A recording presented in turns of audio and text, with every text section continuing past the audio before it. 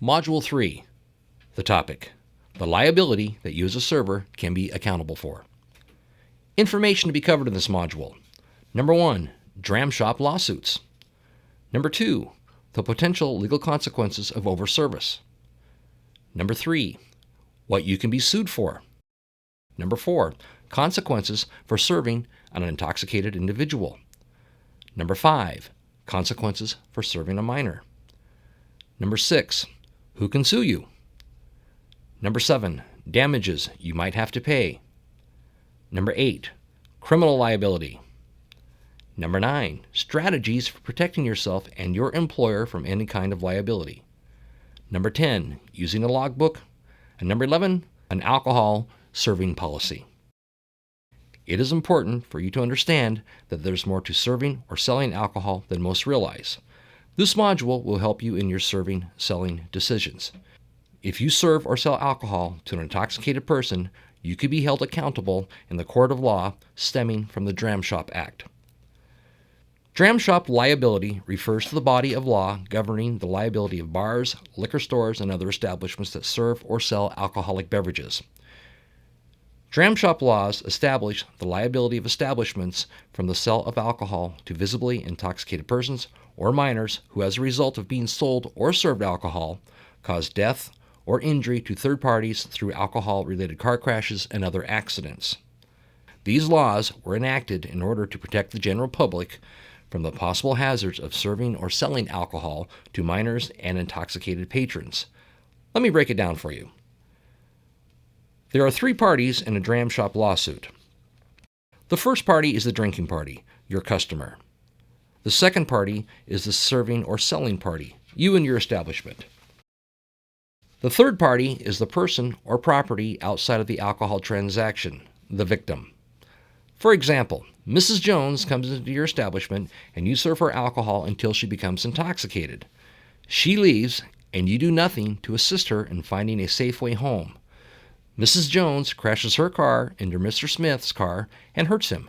Mr. Smith is now able to sue Mrs. Jones, you for serving Mrs. Jones, as well as the establishment that you work at, and he will probably win. Here's a quick trip to law school for you. A tortfeasor, a tort is a civil wrong, as a crime is a criminal wrong. The most likely civil claim that will be brought against you is negligence. This tort requires 4 elements. One is a duty to another. This is created by common law. Common law is decided as the common to the area of where you reside that if you serve alcohol to someone to the point of visible or apparent intoxication, you should get this person to safety. Yeah, you call them a cab, you call their friend, their spouse, or they just sit there until they get sober. Remember, if somebody's intoxicated in your establishment, not causing a problem, purchasing, possessing, or consuming alcohol, they're welcome to stay. Number 2, was there a breach of this duty? Did the server of the alcohol do nothing to stop that person from driving or walking away? Number 3, proximate cause. Was it reasonably foreseeable that the person who was intoxicated might have an accident while driving or walking? Number 4, damages. This includes the intangibles such as pain and suffering, loss of consortium, loss of lifestyle, and emotional distress, as well as tangible losses such as medical bills, lost wages, and damage to property. All of those involved in the alcohol transaction can be named in the lawsuit. The manager, the host, the hostess, the valet, the attendant, the bouncer, etc. will all be named in the lawsuit. A general rule of plaintiff's attorneys is to sue every person or entity even remotely involved in the transaction and let the court sort it out. In order to find a person or entity liable, a jury must only think that you are negligent by a preponderance of the evidence.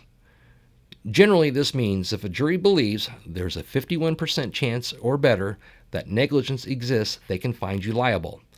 This is much lower than a standard in a criminal case of beyond a reasonable doubt. One law journal reports that 80% of these lawsuits will be settled out of court for $100,000 or more. The cases have multiplied by 300% in recent years. What are the potential legal consequences of overserving? There are 3: administrative consequences, civil consequences, and criminal consequences. Administrative consequences. Your employer loses his license, and you lose your livelihood. Civil consequences. You lose your home, your life savings, and whatever else you've accumulated. Criminal consequences. You pay a fine and go to jail. With regards to administrative actions, the Montana Alcoholic Beverage Control Division may 1. Reprimand a license. Number 2. Proceed to revoke the license of the licensee. Number 3. Suspend the license for a period of not more than 3 months. Number 4. Will refuse to grant a renewal of license after its expiration. Or 5. Impose a civil penalty not to exceed $1,500. The civil consequences require more in-depth treatment. When looking at the civil consequences, there are a few specific questions to ask. What can I be sued for? You may be sued for violations of various Montana statutes, including MCA 16-3-301, 16-6-304, 27-1-710. You may be sued under other legal theories, including negligence and negligence per se. Who can sue me? The bar patron whom you have overserved, anyone that person injures, the survivors of deceased parties, estates of deceased parties, and guardians of incapacitated parties may sue you for violations for overservice. What types of damage might I have to pay? There is no cap on direct damages and can range into the millions of dollars. Indirect damages and punitive damages are capped at $250,000 apiece. This penalty may extend to both the server and the tavern itself. Penalties for infraction of this law may also result in other fines and fees to both the server and the tavern. What can I be sued for? In Montana, it is unlawful for any license holder employees, or other person to sell, deliver, or give away an alcoholic beverage to, number 1, anyone under 21 years of age, or number 2, any person actually, apparently, or obviously intoxicated. That is from MCA 16-3-301 and 4. Additionally, number 1, no store manager, retail licensee, or any employee of a store manager or retail licensee may sell any alcoholic beverage or permit any alcoholic beverage to be sold to any person apparently under the influence of an alcoholic beverage. Number 2, no person may give an alcoholic beverage to a person apparently under the influence of alcohol. Montana Code 16-6-304. In fact, furnishing a person with an alcoholic beverage to the following persons will constitute civil liability for both the person serving and the establishment if A. The consumer was under the legal drinking age and the furnishing person knew that the consumer was underage or did not make a reasonable attempt to determine the consumer's age. B. The consumer was visibly intoxicated, or C. The furnishing person forced or coerced the consumption or told the consumer that the beverage contained no alcohol. MCA 27-1-710. In Montana, you can be held for damages if you serve or sell alcohol to someone who is visibly intoxicated. Visibly means perceptible to the eye. If a person is visibly intoxicated, you must not serve or sell them alcohol. What if the person I overserved is something other than drink and drive? If you serve someone who is visibly intoxicated and that person assaults someone else, you may be liable to the person who is assaulted.